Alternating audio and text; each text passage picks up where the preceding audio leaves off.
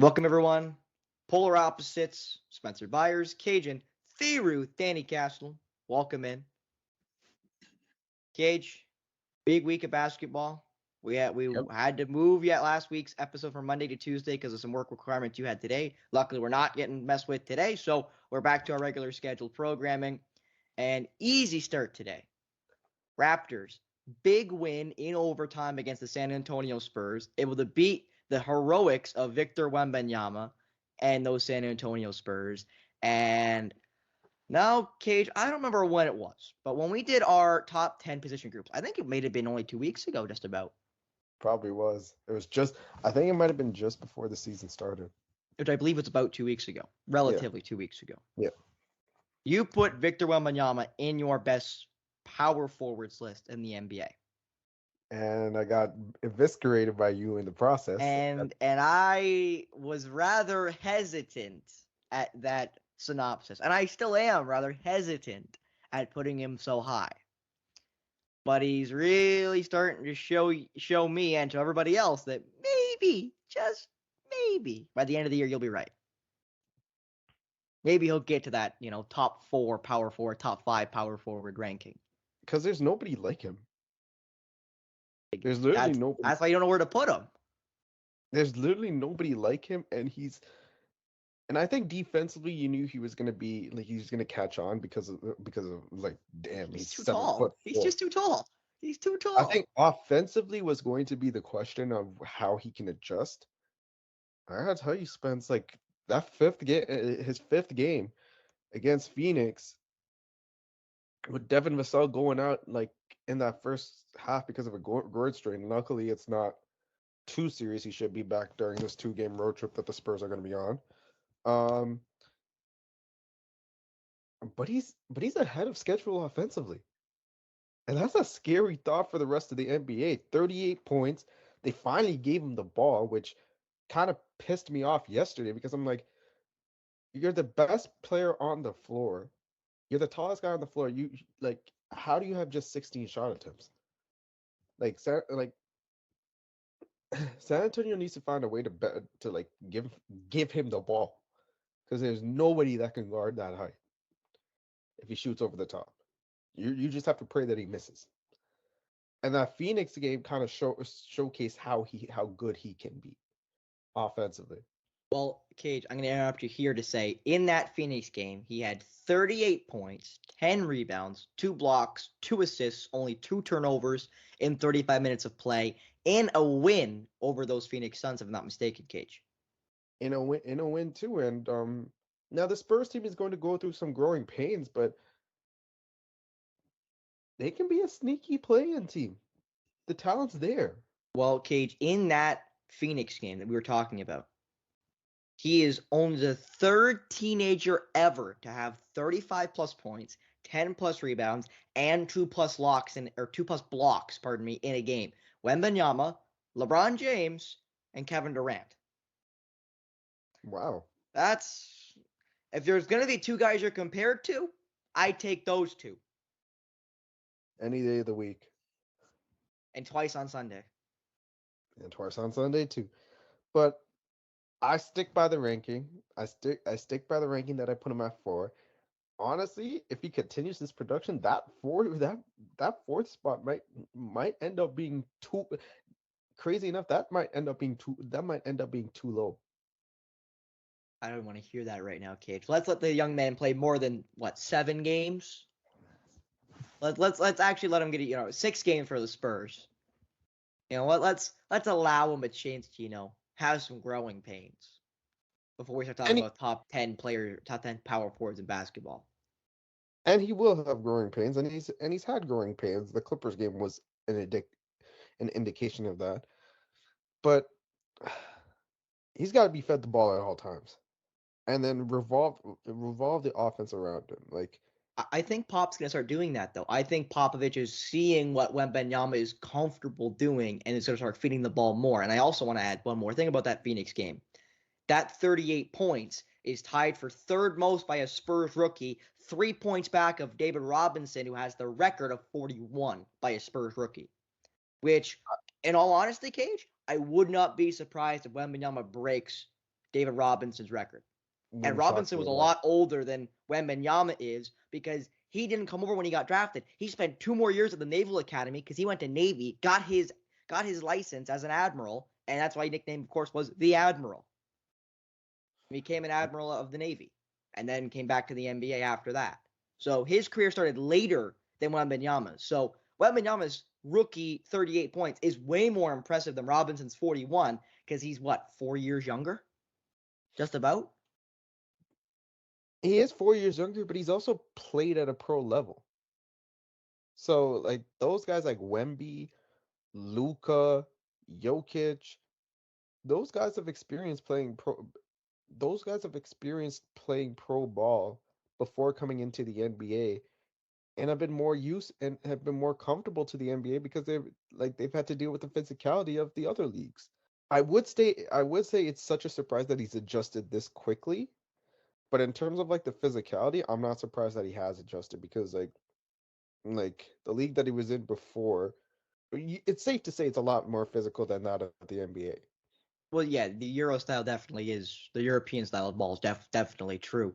I want to mention David Robinson started in age 24 in 1989, 1990 was his first season in the NBA with the San Antonio Spurs. He was drafted 2 years before that at age 22 and did not play because again he was sticking at the Naval Academy at Navy to get his to finish his schooling. Hmm. So that's again a difference. That's a 5-year swing. David Robinson was a man when he came to the NBA. And more Victor important, Wembanyama is 19. Like he's still a kid, and he's putting up 38 in an NBA game. And yeah, again, we talk about the size and the special skills that he's got, which is all true. All of that is true. All of those things Cage and I talk about are true. He is a yep. special talent. His size is unmatched for what he's able to do. His dribbling and shooting at his size is not normal. Is not normal. It's becoming more normal with guys like him and Chet Holmgren, but it's still not normal yet. It'll But be normal very soon though. well, I think we're inching closer to the game where we got, if you're under 6'8", you don't play, which again kind of ruins it for Curry, ruins it for guys like that who made all little guys like me think, oh, I can play in the NBA, guys, I can shoot the three, and then all the 6'8" guys went, oh wait, all I gotta do is really shoot threes. Okay, fair enough. Like acting like no guy over 6'5" can hit a three. Like what a joke that is. So all of a sudden we've gone back to we're drafting bigs first overall now. Why? Because the 7-footers can shoot now. All of them. Like But I don't know. how many bigs now get drafted that actually can't shoot in the first round? How many? 3 maybe? Maybe?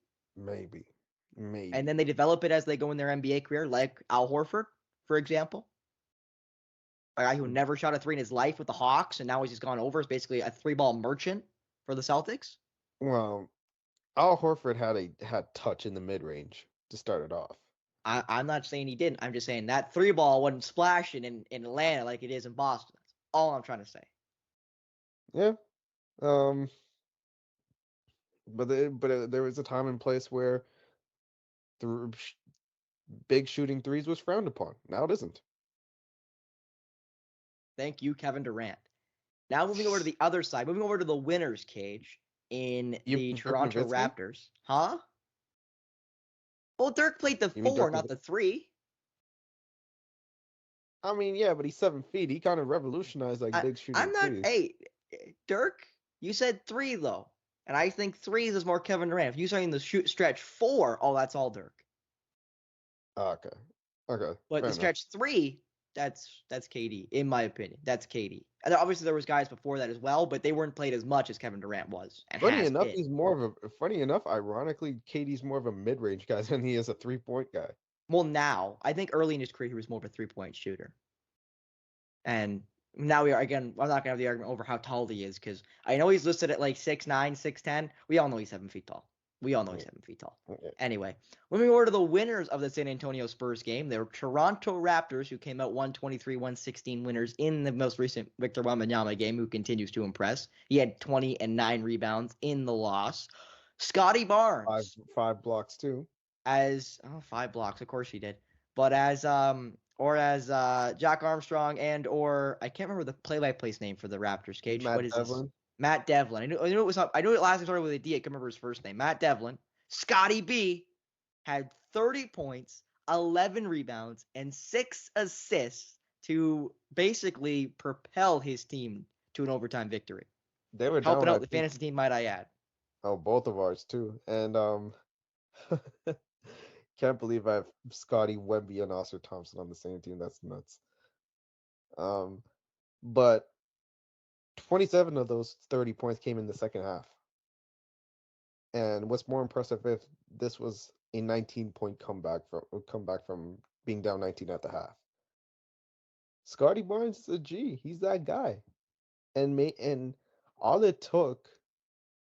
Now I'm not saying this was Nick Nurse's and Fred VanVleet's doing, but it's not a coincidence since both of them left and Scotty Barnes has been given the keys to the offense. It's not a coincidence that he's doing this. He's being given Cage. more freedom. I want to He- interrupt you for 1 second, Cage. I want to tell you this fun fact, and you're going to hate me for it. In the first half, the Raptors scored 35 points. In the first half, first 2 quarters of play, they scored 35 points. In the third quarter, they scored 36 points. In the fourth quarter, they scored 39 points. And in a 5-minute overtime, they scored 13 points, the same number they scored in the second quarter. So in 7 less minutes of play, they scored the same amount of points in overtime. Anyway, continue. I mean, I can't hate you for that. The stats are the stats. They played like absolute garbage in the first half offensively. No questions asked. But it's amazing to see how he's grown. It's amazing to see how he's grown and he's finally been unleashed this season. And I know the Raptors are 3-4. There's still a lot of kinks in the offense, and there's still a lot of work to be done. Hence the 35 first half points. That can't happen, especially against a team that, aside from Wemby in the paint, doesn't have the greatest defensive pieces around him. But even though they're 3-4, the fact that Scotty Barnes can take over as that number one option, the fact that he's showing it, especially from behind the arc, because the growth in his shooting in his 3-point shooting from the first 2 seasons to now has been night and day. It's like he's a different person shooting. And the jump shot looks more fluid. He's a lot more confident. There was I think you showed me a possession in which he just bodied Jeremy Sohan and dunked on him. Yeah, so give an example. If you haven't seen the clip, it's on the score. I would recommend watching it because what happens is Scotty Barnes catches. I'm pretty sure it was an offensive rebound. He's like halfway down the block. He's like midway to the rim. He's got Jeremy Sohan behind him, and Sohan's about the same size as him, and was a really good defender in college ball with the Baylor Bears under Coach Scott Drew. Mhm. And Barnes went bump once, bump twice, jumps up and slams it on Jeremy Sohan. Literally bodies Jeremy Sohan under the rim, jumps up and slams it in his face. I, I, how many guys can actually do that? Like bump a guy once, bump a guy twice, create enough space to be able to dunk it at the rim. Like body a guy Uh, so bad around his size, it's not a mismatch really. Like Sohan's about 6'8", I think 6'7", 6'8", playing the point guard role right now for San Antonio. mhm. Like we're not talking about a guy who's 4 inches smaller, 50 pounds less. We're talking about a guy around the same size who got literally bullied under the rim and then dunked on, put on a poster, like in awe. And he's shown something new after each game. Taking over down the stretch, fourth quarter and overtime. Also, shout out to Ogugwa Ananobi Jr. I love to say Govey names on this, so we're gonna be saying his Govey name. Um, 7 threes. I believe that's a career high. Had a putback that sent the game to overtime. Um, and I think what is really underrated in all this is the play of Dennis Schroeder. Um, He's not trying to do too much. No disrespect to Fred VanVleet. Without his heroics in that 2019 NBA Finals, Toronto would not have gotten a title. But but the ball was sticking with Fred VanVleet at the one at the point guard, and there was a lot of instances in which shot clock was winding down and he had to throw up a shot. A lot of dribbling. Schroeder hasn't been doing that. And sure, it's led to a lot of turnovers, but a new system and a new system, new roles, it's bound to happen. Um, but the ball is zipping. Like guys are more like some guys are more enamored with their new role, and it's not a coincidence that it's that Dennis Schroeder is at the helm of it, who's finally getting an opportunity to run the point, and it's paid dividends at least for him and Scotty Barnes. What it hasn't paid dividends for, and like I'm kind of a little worried about this. I'm kind of very concerned about this.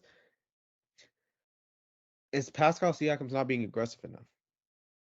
Well, to mention that, Cage, Pascal Siakam played 36 minutes in the win over San Antonio. He had 8 points, 5 assists, and 6 rebounds. Pascal has been, put it bluntly, has not been the same player as he was last year. A lot more inconsistent, and his shooting percentages are down as well, and not by a little bit. By a lot, and I'm just hoping like teams are going to respect Scotty from behind our arc now. Now that he's knocking down threes, and maybe that will open up some lanes for Siakam to attack the rim. But this is concerning. Like an All NBA player, made the All Star team too, was pivotal in that 2019 run with the Raptors. It's it is just 7 games, but it's concerning that he has not figured it out. Like now it was going to be but keep this in mind too. Like Pascal, and I want to say to a degree OG. Those two guys have played under a certain type of system for so long. Whether it was under Dwayne Casey or Nick Nurse, but Nick Nurse was at the helm of that for years. Now it's under a different system, and can't really hold on to the ball as much in Darko Rajakovic's new system, and on something that emphasizes ball movement. And I think out of everybody that's been affected by it, he's been affected by it the most. And credit where credit is due, he's not he's not hijacking the offense by taking a whole bunch of shots. Is he inefficient? Yes, but he only took 12 shots. OG took more shots. Scotty Barnes took more shots. Schroeder took more shots. He hasn't hijacked the offense, but he's got to find a way to be more assertive and pick his spots aggressively within the offense. Because if he can, this Raptors team is going to look a whole lot more dangerous, and that 3-4 record is going to be a lot better. Well, moving off of the Raptors and just the Spurs game, I want to give a little update. So Kajan and I, on the same episode, we talked about our top 10 position rankings. I think actually, no, the week before we did our standings, I believe. But we also did our standings of where we thought teams were going to finish this year around the same time we did our position rankings and etc. Now, we're going to talk about the top team in the East, but I put them at 2. The Boston Celtics, currently undefeated, the lone undefeated team left in the NBA. I had the Bucks number 1. They're right now 5th. And again, to mention, teams have either played between 5 and 7 games. The Celtics have played 5. The Bucks have played 5. The Raptors have played 7. So there's still some room to make up for some of the other these teams to make their way up or down the standings. But notwithstanding, these are what the standings look like right now in the Eastern Conference. It goes Celtics, Sixers, Hawks, Magic, Bucks, Nets, Pacers, Cavs, Raptors, Hornets at the last play-in spot, and then out of the playoffs right now would be the Miami Heat, the New York Knicks, the Detroit Pistons, the Chicago Bulls, and the Washington Wizards. The Wizards, you and I both, I think, put last because they're going to be horrible. Yep. I have the Hornets out of the playoffs right now. They're in. Right now, the Heat had a bad start. The Knicks have had a bad start. I had the Hawks just in. They're right now third in the conference. And I had the Magic just in the last play-in spot. They're right now fourth in the conference. So you got to expect right now the Heat are going to make their way back. The Knicks are going to make their way back. I hope the Pistons were going to be better. I'm not sold on that right now. But my problem is, Gage, if the Heat and Knicks get better, who does that make fall out? Does the Magic fall back down to earth? Do the Hawks fall back down to earth? Is it the Nets that fall down to earth? Is it one of the teams we don't expect, like the Cavs, who are right now 3-4, tied with the Raptors? The Pacers are 3-3. Well, the Cavs did also have a great win against the Warriors yesterday, so that's a good that might get them going. Pacers, they did have Tyrese Halliburton out for like a game or two, I believe, but they did also have quite a bad loss against the Hornets, in which they couldn't even get a shot off in the final possession. But yeah, I think the Magic start is for real. I think they've kind of figured some things out, and I think a statement win for that was them against the Lakers. No Wendell Carter Jr., no Markelle Fultz. Now I know they're not Paolo Banchero or Franz Wagner, but they're key cogs in that Magic team. They're both starters. And they wiped the floor with the Lakers. Plain and simple. Like that Magic team, honestly, that Magic team, I think will stay in the play-in picture. I think they've got way too much talent not to. Mo Wagner has filled in well, and Goga Bitadze out of nowhere filled in a big role for them, 5 blocks against the Lakers. So I think the Magic will stay there. But it's also the other possibility. What if the Heat and Knicks don't pick it better? I mean, that'd be really interesting, wouldn't it? Do they sell? Because the Heat were in the Lillard sweepstakes. Do they sell? Do they buy? What do they do? They were in the NBA Finals. Yeah. And Mr. Jimmy Butler, that bum, that guy doesn't show up for the regular season, doesn't show up for 82 games. I'm just saying the theoretical, because I had the Knicks at 4 in my conference. I had the Heat at 7 because I know they have bad regular seasons, and they lost Gabe Vincent and they lost Max Strus.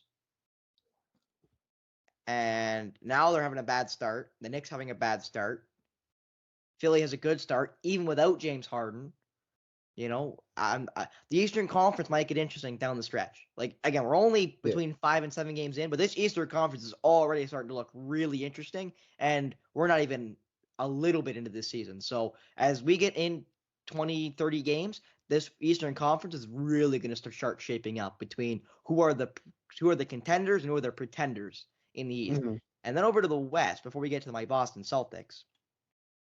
By the way, before we get to the West, you had the Celtics at 2, I had the Celtics at 1. Let's just get that out of the way. Yeah, I know you had the Celtics at 1, and you had the Bucks at 2. But over to the West, the Nuggets right now are the best team in the West. I think you had that. I have them at 2. I actually had the Nuggets at 2. You did. We both had the Suns then, didn't we? Yeah. We must have. We must both have the Suns. Nobody put anybody else above them. The Suns right now are 10th in the Western Conference. So the West top to bottom. And Beal for the majority of that season. I think they had Booker for what, the first game? He's turned ever since. They've had him. They haven't had Beal yet, and they haven't had Beal yet. So they're still battling injuries somehow. So from top to bottom, it goes Denver Nuggets, Mavericks are number 2, which you and I both didn't expect because of what they looked like last year at the end of the year. They've obviously figured out how to make Kyrie and Doncic work, and they've also had Kyrie hurt for some of these games. The Warriors are 3. The Pelicans are 4, which is a big surprise. The Timberwolves are 5, tied with the Clippers at 6, Lakers at 7, Spurs are at 8, Thunder at 9, As I said, the Suns are at the 10th spot, the last play in. Then out of the playoffs right now would be the Trailblazers, the Rockets, the Sacramento Kings with only 5 games played, so they do have some games to make up, and everybody else. The Utah Jazz 14 and the Memphis Grizzlies 15. They finally got their first win of the season yesterday. And they came back, and it looked like they were about to lose that game too. But Portland just sputtered. Actually, no, not even sputtered. Just completely went off the went off the tracks offensively, and not in a good they way. went off the trail, Cage. They went off the trail. They went off the trail, and Desmond Bain did his thing. Jaren Jackson Jr. had some key buckets in the paint late. And oh my God, Kate! I just looked at the score box, the box score. So if you haven't seen the Memphis game, 112, a 100 winner for Memphis. They had a 30-14 fourth quarter lead. 30 points to 14 for the Trailblazers in the fourth quarter. The Trailblazers gave it away. Yeah, gave it away. And I want to see. I was watching that game too. So you had the good graces of watching this catastrophe. Yeah, in live action, in real time. Okay. So their last points were on a pair of Malcolm Brogdon free throws with 5:11 to go in the game. They did not score the rest of the way. Their last field goal was a Jeremy Grant three-pointer with 8:13 left in the fourth quarter. Ooh. That's not sputtering. That's full-blown nuclear. That's Chernobyl right there. That's horrible. That's painful to listen to. Oh, God. You're telling me. And you watched it. Okay, better man. I would have turned that garbage off. You know why I watched it. It doesn't need to be said. Oh, God. Cajun back into the sports betting and winning money, might I add, but we'll get into that later down the line. Yeah. But now skipping over some losers in Memphis who are 1-6 on the year. Let's talk about the undefeated Boston Celtics, the lone undefeated team in basketball. Yep. They have absolutely shellacked a couple teams. They've snuck out with a win, the opener against the Knicks. But since they beat the Knicks by 4, they beat the Heat by 8, the Wizards by, I think that's 19? Yep. The Nets by 10, and the Pacers by 51. So they now take on the Timberwolves tonight. They got to play the Sixers on Wednesday, and then they start their in-season tournament group stage against the Nets on Friday. So we'll be back before the beginning of the Celtics play-in tournament. So they'll have played 2 games by the time we come back next on Thursday. Mm-hmm. Cage, do you see them losing to the Sixers? Because I think the Celtics are going to shellac the Timberwolves tonight. And if I'm wrong, then I'll lick my wounds on Thursday. But I think the Celtics are going to shellac the Timberwolves. Do the Celtics lose to the Sixers? And if the Celtics don't lose to the Sixers, who do they lose to in their upcoming schedule? Because I've got it right up in front of me if you want to hear it. No, I'm looking in at the it regular right season, the play-in tournament notwithstanding, because who cares about the play-in tournament? I don't see that. I think that Minnesota game is going to be a little bit closer than people think. I think it's going to be a dogfight because it is in Minnesota. Unless Anthony Edwards scores 40, they ain't got a hope in hell. Yeah, but Anthony Edwards has the capability to do that. That's what I mean. If Anthony Edwards has a great night, then maybe. But I don't think Anthony Edwards is going to have more than 30 against the great defense of Boston. He might have only 25. And if he has 25, Timberwolves are going to get shellacked. It's going to get a 15-point loss. I don't even know what the spread is. And nothing will make you happier than seeing Tatum dunk on Towns. Nothing may be happier than Porzingis sending Towns every shot into the eighth row into the second grandstand. Before I cuss again. Before I cuss for the first time today. Christ. The quote unquote great Karl Anthony Towns. The revolutionary Karl Anthony Towns. Yeah. The best offensive big man in ever. Anyway, let's not talk about that absolute idiot. Guy's so good he had to play for the Dominican Republic anyway. Anyway. Isn't that where he's from though? I don't know and I don't care. Embiid's from what? Cameroon? And he's in the USA. Yeah, And he's fair playing for enough. the Americans in Paris. I don't want to hear it. I don't want to hear it. You're gonna play for a better country if you wanted to, Cap, but they don't want you because you suck. You're a bum. Anyway, so the Celtics are going to beat the Timberwolves tonight. Do they lose to the Sixers on Wednesday? I think it ends against the Sixers. So you If do think not, they lose to the Sixers? it will end That's in Philadelphia, might I add. because they play at Philadelphia a week after that too. They So do. if it doesn't end then, it might end like during that 4-game road trip. I'll be honest, Cage. The game that's sticking with me right now, because looking at their schedule, no team really scares me till the Magic on the 24th of November. Like later this month, they play the Magic in Orlando. That's going to be a rough game. That's going to be a rough game. And I don't know if the Celtics are going to be able to beat Orlando in Orlando. But That's that's going to be a fun game to watch, regardless. That's actually in the play-in, so I shouldn't even actually mention that game. They don't play the Magic. They play the Magic twice at home in 2 days. Or in 3 days, they play them twice at home. So honestly, Cage, I don't really see a loss here for a while. Maybe the Clippers in December? Like, the Celtics could go a pretty long time undefeated, depending on how the Sixers games goes. Because they're probably the best team on the schedule right now. Because the Celtics play against the Timberwolves, the Sixers, a play-in tournament game against the Nets, the Raptors at home, the Knicks at home.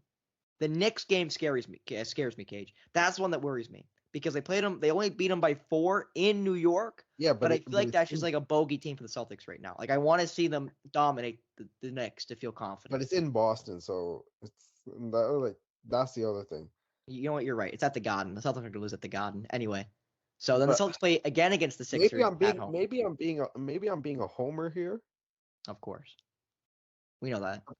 But it's the 17th. Like if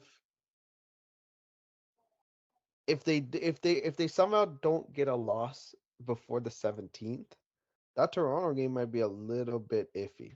Well, that's a play-in tournament game. So again, notwithstanding that game either. Oh, that they is. Got to play. Okay. They got to play at Memphis. They're going to beat Memphis. At Charlotte, they're going to beat Charlotte. Then at home against the Bucks on the 22nd. That's also going to be a rough game. They got to play at Milwaukee on the 22nd of November. Then they got to go play their play-in tournament game at that's in the Garden. Orlando.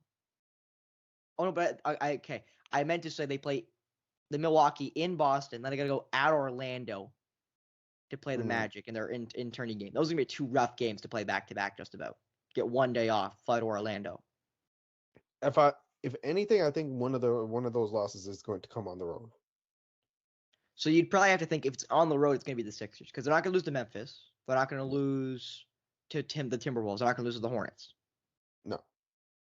And then if you go to the next road game after the Hornets, notwithstanding their play-in game, it's December 29th against the Warriors. They have after the play-in game, they have 6 straight home games. They host the Hawks, the Bulls, the Sixers, the Cavs, the Magic, and the Magic again. And then they play the Warriors in San Francisco, and then play at Sacramento and at LA. So I assume they just do an LA road trip, it looks like. And then play the Lakers again. So they got to complete the LA road trip, which is going to be a rough road trip. They might go 2-2 in that road trip against those 4 teams, especially with the Clippers with their new look with Harden. Yep. So Celtics, it will get a little harder for the Celtics, but I'll be honest. By the time they get to that break from December 1st to December 14th, I assume that's been some playing. I assume that's the play-in tournament. But regardless of regular season ball, I assume that from the Sixers game to the Cavs game between the 1st and 14th of December, by the time we get to the Sixers, which if I quickly count is 2, 4, 6, 8, 10, 12 games before December, or on December 1st be the 12th game of the regular season. Or actually, I actually included their playing game 1, 2, 3, 4, 5, 6, 7, 8, 9, 10. So it's 10 regular season games to December 1st for the Celtics. So in those 10 games, I'd say they lose maybe 2. So that means they're still going to be 13-2, notwithstanding the playing games, the play-in tournament. Yep. So, I mean, the Celtics, the poor Bucks might not have much time to make it up on the Celtics right now with how well they're playing. Obviously, they're going to have bad nights, and they could have a bad night against the Timberwolves tonight and lose. I'm just thinking that even on a bad night, like when they played against the Knicks, which was a horrible night, they still beat them. The Knicks are better than Timberwolves. And yeah, the Knicks have had a bad start, but I still think the Knicks are better than the Timberwolves. Mm-hmm. So as long as they don't have that bad game in Philadelphia twice, or in maybe Memphis, who maybe they figure it out, or they do it against Milwaukee and Boston, I have some confidence that Celtics can basically beat everybody, maybe withstanding the 2 games in Philadelphia and then the game against Milwaukee. Mm-hmm. So the Celtics may be able to continue this run just a little bit longer, but we'll have to see. And we'll know by Thursday if that first Sixers game in Philadelphia is going to be a win or a loss for the Celtics, which then will make us look at the 15th against the Sixers again in Philadelphia, if that may be a loss for the Celtics. We have to play against Philadelphia at Philadelphia and then play their second play-in tournament game at Toronto. So, again, a kind of rough back-to-back there for the Celtics. Yeah. Well, 2 games in 3 days back-to-back kind of thing. But anyway, as we've talked about, James Harden making his debut for the Clippers tonight at the Garden. That's MSG against the Knicks, against the Knickerbockers. Cage, I saw you already texted me your bet for tonight, and it has Harden over 5.5 assists. What do you expect from James Harden going into tonight for the Clippers? A, what do you think his role is going to be? And B, what do you think he does in that role? Well, he did say he was willing to sacrifice within the Clippers offense. He also said he's not a system player. He is the system, which I thought was absolutely hilarious. And that is a good quote, isn't it? It is. It really is. It's hilarious. I don't expect him to be scoring the ball too much. I think he's gonna try to get used to being within the flow of the Clippers offense. So I saw that 5.5 assists. I'm like, that's too low. I'm like, that's a little too low for me. So had to. Here's the starting lineup right now for the Clippers: James Harden, Russell Westbrook, Paul George, Kawhi Leonard, and Zubac are the expected starting 5 moving forward. Mm-hmm. Now, that starting 5 would be great 10 years ago. We're starting the 5 would be great 5 years ago. But right now, I don't know what the ceiling is because I don't know what those 4 guys in Leonard, George, Westbrook, and Harden are going to be able to do on the floor together. I just don't know. That's fair. But Westbrook and George have played together with each other back in their OKC days. And Harden's played with Westbrook in his Houston days and his OKC days. Yeah. So everyone's kind of played with each other. It's more just I don't know how the 4 guys on the floor that all are going to want the ball relatively. They're going to want their shots. How they're going to share that ball properly. How they're going to distribute it properly. I don't think Westbrook's going to be an issue because Westbrook's right now kind of known his role. Like he has been the perfect Rock promo, Cage. That's one of my favorite quotes The Rock ever said on WWF television. Know your role and shut your mouth. Pretty much.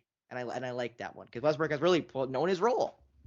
Yeah. He's been okay being that third wheel, that bench guy at times for the Clippers. And I don't really think he's been. I don't think he's really been on the bench for the Clippers, but he's played. He hasn't done too much. So I don't think Westbrook's going to be the issue. How are Leonard and George going to adjust not having the ball in their hands as much? I think that's the bigger issue. Because Harden likes having the basketball in his hands. Like, he likes having a high usage rate there. So it remains to be seen, can Harden adjust to Leonard and George? Because let's be real here, like Harden at this stage can score, but not to the same degree as he did in his Houston Rockets days, and not to the same degree right now as Kawhi and PG. So I think it's somebody's got to put their egos aside. Somebody's got to put their ego to the side and make it work. And it won't be Kawhi and PG. Westbrook's already done that. So I think it's got to be Harden that has to, he's the newcomer here. He has to adjust to what the Clippers want to do offensively, and I think he's going to be more that playmaker that he was with the Sixers. So I would expect Harden to continue being more of the lead playmaker and dish out dimes. Which when I saw that 5.5 assist line, that was just ridiculous to me.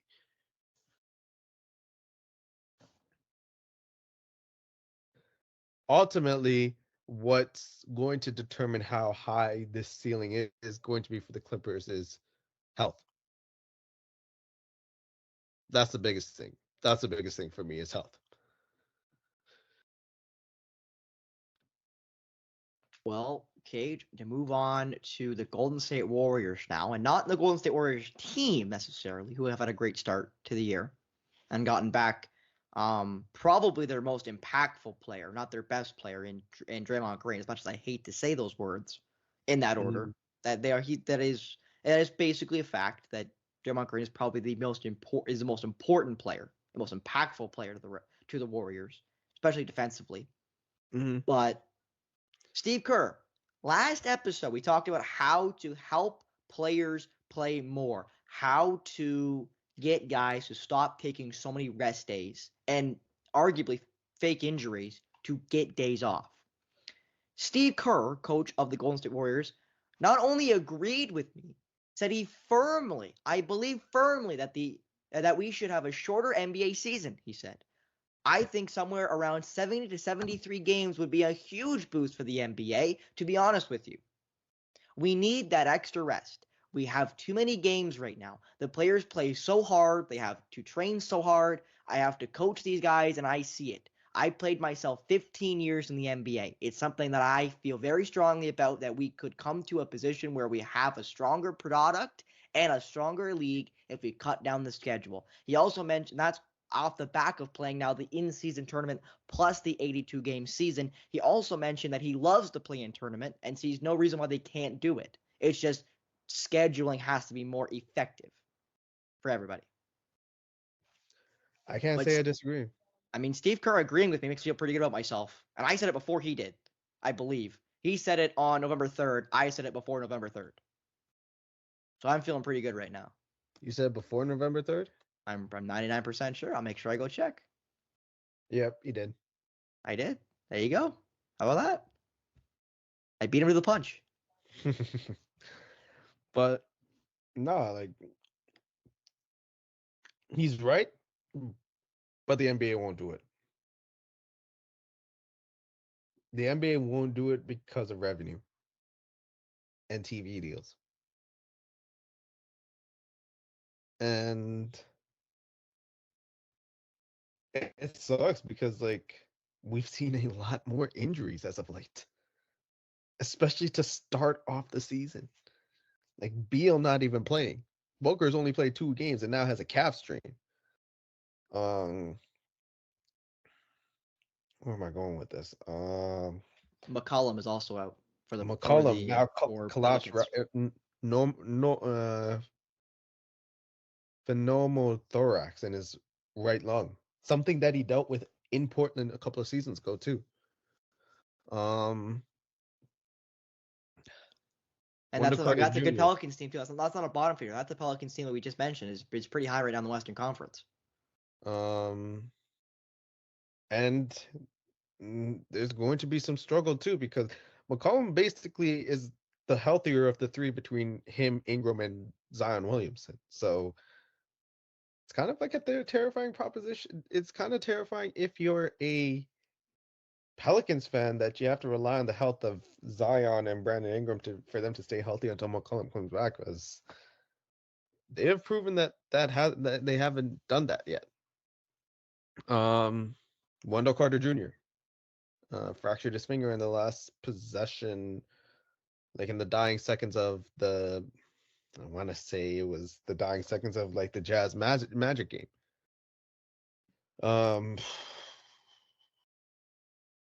Who else has been hurt? There's so many guys, Caden can't remember them all. Devin Vassell, groin strain. Luckily, he's day to day. But the primary beneficiary of that is that Wemby can go off if they can feed him the ball. But I digress. Um, Nick Claxton, high ankle sprain. So it's Brooklyn's been forced to play small. Kyrie Irving has been dealing with a foot sprain. He's been back. Um, Draymond Green just came back from an ankle injury too. De'Aaron Fox, ankle injury. He's still out, but it'll be a matter of time before he comes back too. So there's a lot of guys that are hurt.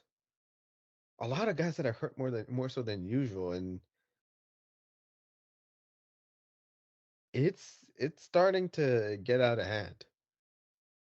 And you would and it we've talked about how like the like how resting guys has been like an epidemic in the NBA, but what might be an even bigger epidemic is the lack of rest and the lack of rest during the off season and excessive training. Because AD's been known for missing games, LeBron's been known for missing games during his Lakers tenure. So Steve Kerr is right, and you're right too, that the season should be shorter. I just don't see that happening on like if the NBA thinks of revenue and TV deals in mind, I don't see that happening though. No, you're probably right, but I'm hoping the in-season tournament would be able to take that over. You know what I mean? Be like, hey, we gave the in-season tournament, which gives you more games inherently. Let's cut down on the other stuff. Let's give ourselves a chance to be like, okay, we're gonna cut down on everything else that we do because of the in-season tournament that we've added. You know what I mean? And I'm not saying that's gonna happen. But I would hope that would be the argument that the NBA would hold is, but we gave you the in-season tournament, so we're going to cut 10 games for the in-season tournament, basically. Yeah. To give the guys the rest that they apparently need, as, again, the injuries have been coming thick and fast in the NBA this season. And such a shame. Taken away from some big teams and some big games. Yeah. And it just makes you wonder, like, what have you guys been doing in the off season? Or is it even big? Is it even deeper than that? Definitely makes you wonder what in the world is going on in the offseason with a lot of these top NBA stars. If they're doing the Nikola Jokic riding his horses and watching horse racing, or if maybe they're like LeBron with his stringent, so you say, regiment during the off season. Because I'm gonna be honest here. Like, in terms of like the situation with Phoenix, I didn't think Kevin Durant would be the healthiest of the three, but yet he is right now. And it makes me wonder if he's gonna carry on this low, how long till he goes down. I don't know if we're gonna have a good enough answer that's gonna satisfy us in the long run because there is a sensible answer is reducing the season to like 70 to 73 games, but will it happen? Who knows? Who knows? But Cage, I'm still trying, and I'll be honest here. So I'm trying to find at least one or two more names for the Scrabble board because I've got one that I think's going to stump you, and I'm really happy with it. But I can't find another one, Cage. I can't find somebody else I want to add to this. Okay. So I'm trying to think of something else we can talk about so I can find one more name, send us home. So, okay, is there anything else you want to talk about? Is there any other story in the NBA right now that's been going off in your mind that you want to talk about? Jamal Murray, also on the injured list right now, hamstring injury. What do you think of, you know what? Here's a good question. What do you think of the play-in tournament courts? All of the courts have been released. You can see all 30 of them right now. What do you think of all of them? What do you think of the ones you've seen in action from the last play-in tournament games that were played just a couple of days ago? I'm gonna keep it real, Spence. It's hurting my eyes. Too bright for your old eyes? Yeah, too bright for my old eyes. I'm already blind enough as it is. That's the other issue. That's one of the bigger issues here. I'm already blind enough as it is. Seeing those courts, oh boy. Oh boy. Let me go back to the courts. Because I'm like, what in the from worst to best? Oh, here we go. Worst to best. I like this. I actually don't mind the Pelicans court. They have the Pelicans as terrible. The Wizards, I don't know what they have. The Warriors don't look as bad. Detroit is kind of decent. The Spurs look like more so the Supersonics. That's the issue I have. Um, the Suns just look too cartoonish. The Mavs, eh, it just looks. Yeah, I mean, it does work. It's like coming out of coming off of a Western. So Texas is known for that. Brooklyn's like a little bit too Brooklyn. Um, a lot of gray. The Raptors at least won't hurt my eyes. Um, I would have liked to see a little bit more purple and red from like the Raptors. I want to say the Heat don't look bad. Utah's color schemes are okay, but I don't think it like aside from like the middle, it's not executed well. Aside from that, next, I'm not even gonna look at that. That's just too bright. I don't know why the Hawks are baby blue. The Lakers are too bright. I'm like, no. The Celtics color schemes are good, but like, but something about the Boston logo that's like, I'd rather see the leprechaun. Who doesn't love the leprechaun? Exactly. The Bulls one doesn't look too bad, but also it's bright. I kind of like the Sixers one, especially with the 76 there. Like it's looking clean. All The right, Wolves, Cage. I'm ready to go now, so you can finish up whenever you're ready. the Wolves look good. The Actually, Grizzlies, I'm gonna look at these goofy play-in tournament courts now too. The play-in I tournament courts. Let's take a look at these. I think I think the worst one for me. Oh Lord, it's too far out. NBA. I need a list. You give me a list, will ya? Here we go. I assume you're looking at the SB Nation article. I'm like SB Nation, yeah. Yeah. Okay, perfect. So I'm just gonna follow you then. Okay, so you've gone through basically all of them, I think. Yeah, you got Charlotte. Where is Charlotte?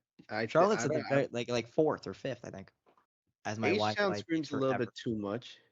Hornets is actually not looking too bad. Okay, gotta be honest here, Cage. I love the green on the Pelicans one. It's ugly. It's ugly. It's ugly. The Wizards is too gray. That looks ugly. Golden State's an ugly brown color. I honestly like Detroit's. I don't like how much gray there is, Cage, but I like Detroit. If it was that dark blue they used to wear, or even that teal blue they used to wear, and the red, that core would be sick. I just wish it wasn't gray, but I like that. I like the Detroit logo, I guess, in the middle of the floor is what I'm trying to say. I wait, what the hell do I want to just look at? Oh yeah, I don't like the Wizards, I don't like the Pelicans. The Warriors looks ugly. The what the hell? Oh, it's why it's under. San Antonio's looks ugly. I honestly like Phoenix's. I kind of like Phoenix's. I kind of like that blue with that purple. I kind of like it. The Mavs is boring. That's true. The Nets is boring. All gray. Raptors, ew, all gray and black, ew. Put some red, put some gold in there. The Put Heat some one, purple. looks eh. I like Utah's. I wish there was a different color than just purple, but I like purple, so I like Utah's. The Knicks is pretty simple, so I think it works for what the New York Knicks do. The Hawks looks eh. Like it looks okay, I guess. The Lakers is iconic. It's obvious. Celtics, obvious. Like the logo in the middle. It's obvious. The Bulls, I like the white logo and all the red. The 76ers logo looks sick on their court. The Timberwolves, yuck their logo and yuck Karl-Anthony Towns, so they're last on my list. I don't like Memphis's. They're boring too with all the gray. But Memphis does have a lot of gray. The Land. I didn't know the Cavs were called the Land. I don't like their court because like the court's ugly. It's just all like gray, like it's all like a cream color. It's kind of ugly. Ugh. I love OKC's. OKC's looks great. Dark blue, light blue with that like orange logo in the middle. That's gonna look sick. I don't mind the Rockets. The Hornets looks pretty good. I'm not sure I like the bottom color, but I do like the top color. I like how the logo picks out of the middle color. I wish they would let the teams have a little more freedom with the court colors and the court setup. I don't mind the Nuggets. I don't know what the hell 5280 means. I think it's an area code or something. Oh, 5,280 feet in a mile. Yeah, okay. I assumed it was something to do with the location. but I like the color scheme. I love them. I love the Magic logo. Hate the gray. Hate all the gray. The gray sucks. Indies looks amazing. Indies looks so trendy. I know you're gonna hate it because it's so blue, but I love Indiana's. I love Indiana's. The It Clippers stands out. looks Like I didn't know how to feel about Indiana, but it works. It works for the young team I too. Like it's not like an old grimy team like the Lakers. It's like a young vibey team with all their young guys. Like I like it. I think seeing Mhm. especially they have jerseys to match this. They have jerseys to match this color scheme, and they got Halliburton and Mathurin. Oh my god. I don't like Milwaukee's. Well, that's a lie. I actually don't mind Milwaukee's. The logo's kind of and I don't really like the cream color, but I think it works. You know what I mean? Like I don't really like it, but I can see how it works. Mhm. I don't mind Portland's, and then they have number 1 is Sacramento. I love that Sacramento logo. I hate all the gray. Pick another color. You literally have purple as your main color. Go with purple. Mhm. Like, why is it gray?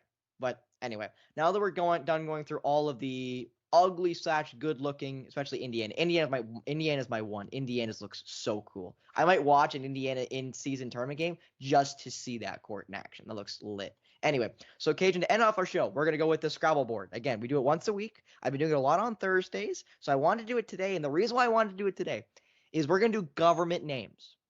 You mentioned earlier with OG Anunoby, and OG Oh Anunoby's boy. name's not in here, by the way. So we're gonna do Oh. government first names. And the first one surprised me because it's on Google. If you look at the scoreboard on Google, it has this name, not his nickname that I know him as. Are you ready? It's got an apostrophe, might I add. So it's split into 2 names, technically. Okay. So are you ready? There's 3 names. Correct? 3 names. There's Okay. there's 3 names total, but the first name is like it's 2 halves basically. Okay? Okay.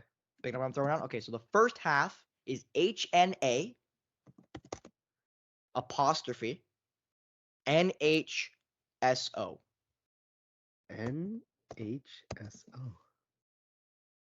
I'll give you hints because again, these are first names of NBA players that do not go by this name. So tell me when you All need a right, give hint. me a hint.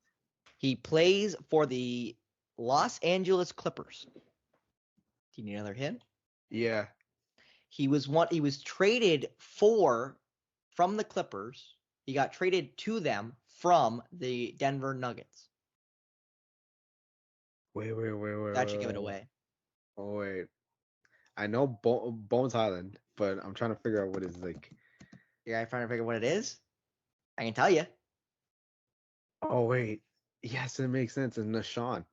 Nashawn Highland, better known as Bones Highland. If you go on Google right now, Kate, look at a scoreboard of the last last Clippers game. It says Nashawn Highland. I got so confused. I saw Nashawn. I went, who the hell is that? I went, Highland? Bones? They don't call him Bones? I only know him as Bones Highland. I don't know him as Nashawn. I don't know him that way. All right, so you got the first one. You ready for the second one? Yes. I'm a little scared now. Now this one I'm not sure if you're gonna get. The last one I think you might get after some giving away. This one Yeah. I have no idea if you'll be able to get it or not. B Okay. D HOIAA. Now these hints are gonna be a little more intense. I'm gonna be a little more careful with these hints. I'm not gonna give it away as much because I knew you were never gonna get Bones. All right. I'm gonna need a hint for this because Well, I am cheating. It's not last names, it's first names, and they're not called by this. So how would you know this without being you? So I will openly admit that this is definitely a tougher than normal episode. Anyway, he is one of my favorite players in the NBA. He's probably top 10, I would say. At least he was coming in. I get one more clue, right? I'll give you 2 more for this one because I want to make this one a little harder. So there's your first clue. He's one of my favorite players. You would know him as one of my favorite players, I should say. I have my next hint for you if you want it. I go at it. He was traded this offseason from his team that drafted him to his new team. And I'll give you the teams in my next hint if you can't get it from here. He was traded this offseason, so he's on a new team this year.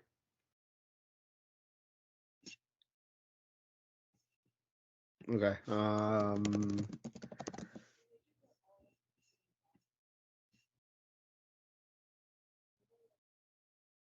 Give me the third one. He was traded from the New York Knicks to the Indiana Pacers. See, I'll even give us some. I'll give away his college team, Cajun. Former Dayton no. Flyer. I know who it is now. Oh, of course you know who it is.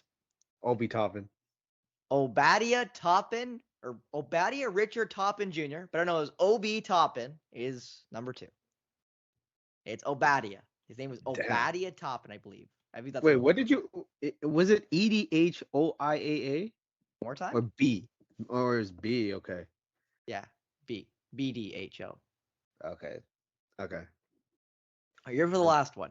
Now, this one might get you. I'll give it away right now. It is 2 different names because it's not a junior.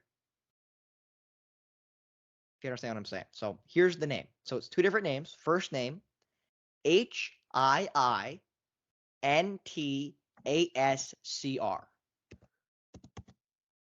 I'm sorry. What now? That's one of the two. Oh boy. That's the first name. Oh boy. The second name, Yeah. MSJEA. Both of these 2 names equal out to the name he goes by in the NBA.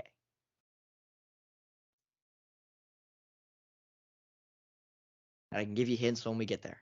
When you need a help. Wait. I'm waiting. A lot of Googling going on over there. No, I think I know what it's thing. I just want to know. All right, give me a clue. He was drafted in 2013. In the first round, I should say, as well.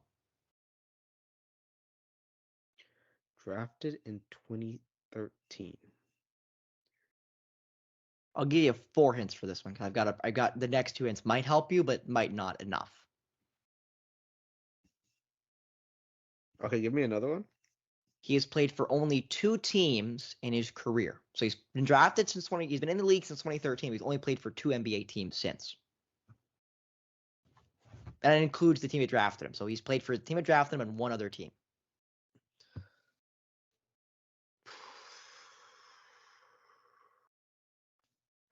Does that help you?